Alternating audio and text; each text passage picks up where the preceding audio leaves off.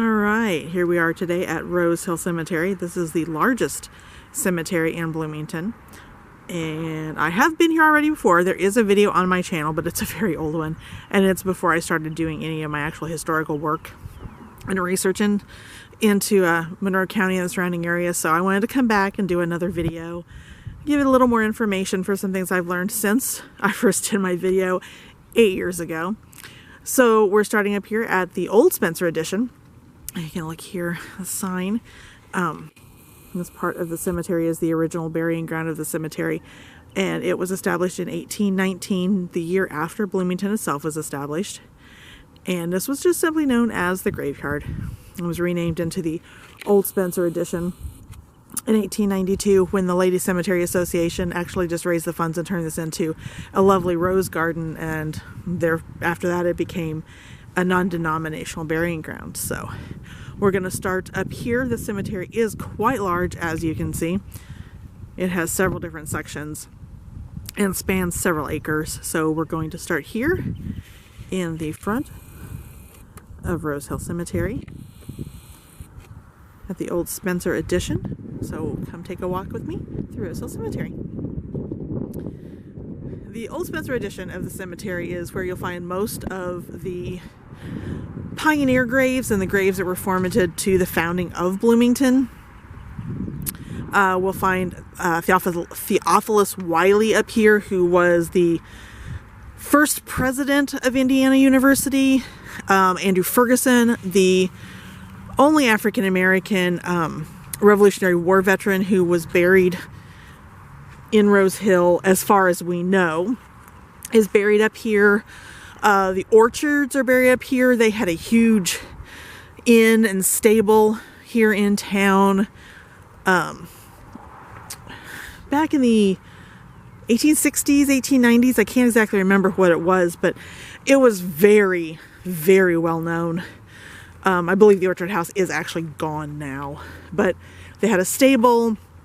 They had a very large house that was used as an inn. They may have even had a general store. But there's just a lot of people buried. What, 22,000 interments or something like that in Rose Hill? Something like that. Something like that. This area here is known as the Old Spencer Edition. This is the original burying area. And as you can see, there are a lot of depressions. Well, you might be able to see them. But there are a lot of depressions. There's a lot of open area. So we do know that there are a lot of unmarked graves up here. At one point, there was a fire at the cemetery records office, so we lost all of the burial information that was up here. But the History Center is doing a lot of work to try and locate burial information, trying to find out anything about the people who are buried up here. I get lots of requests for burial locations up here in the Old Spencer Edition. Fortunately, it's just pretty much impossible to find anybody up here. But we're going to take a look around, see what we can find. I think there's a lot of old graves up here. Most of the graves, like I said, it was established in 1819. So the graves that are up here are going to be from around the early part of the 19th century. But our first stop is going to be here at the grave of Mattie Jacobs Fuller. Born 1856. Died in 1940.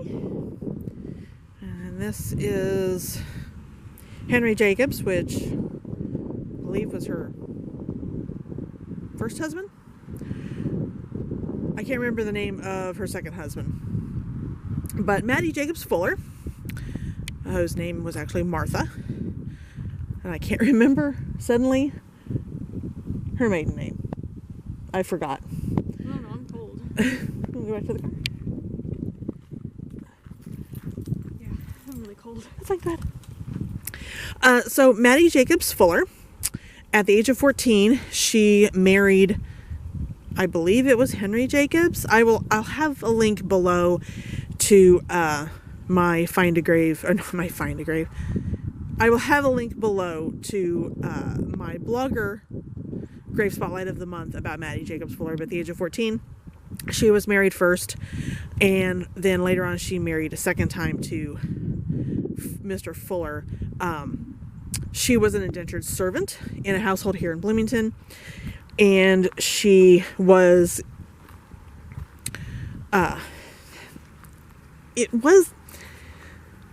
it's hard to say that it was not slavery. Bloomington, being in Indiana, was not part of the slavery issue. In fact, Bloomington had a very large Underground Railroad stop off. So, but she was an indentured servant. She was paid to work for this family here in town. I said the link will be below to her entry on my Grave Spotlight of the Month that gives more information about her. But when she was old enough, she went to, I think it was Louisville, Kentucky. It may have been somewhere else in Kentucky. And she was given an education. She learned to read, she learned to write, and she ended up becoming a hairdresser. As she came back to Bloomington, she was able to open her own shop downtown on the square on Allen Street, or in the Allen building. And she had a cosmetic business. She did hairdressing. She helped women, African American women primarily, look their best. She was listed as being Bloomington's answer to Madam C.J. Walker. She was a fascinating woman. She came over here as an escaped slave. She lived a life. She married. Her house is still standing on 6th Street. You can drive past it. It's a private residence. You can't go there. But yeah, so she's an overlooked person in the Bloomington history. And it's sad that she's overlooked because she did so much with her life, and she struggled through so much hardship. And in a lot of cases, they're forgotten. I didn't know anything about her until they recently decided to rename Jordan Street in town. Choice between Eagleson Avenue and Fuller Avenue. Eagleson Avenue won out, which is fine. Named after Vashon Eagleson, who was a barber, an African-American barber in Bloomington. He had a shop downtown as well. And it is cold out here. So much colder than I thought it was going to be. So I will definitely be doing lots more up here in Rose Hill because there's so much and it is very chilly today. But yeah, so Vashon Eagleson, my brain is scrambled. He was a barber here in town. One of his sons was a Tuskegee Airman. Another one of his sons was kidnapped by the KKK.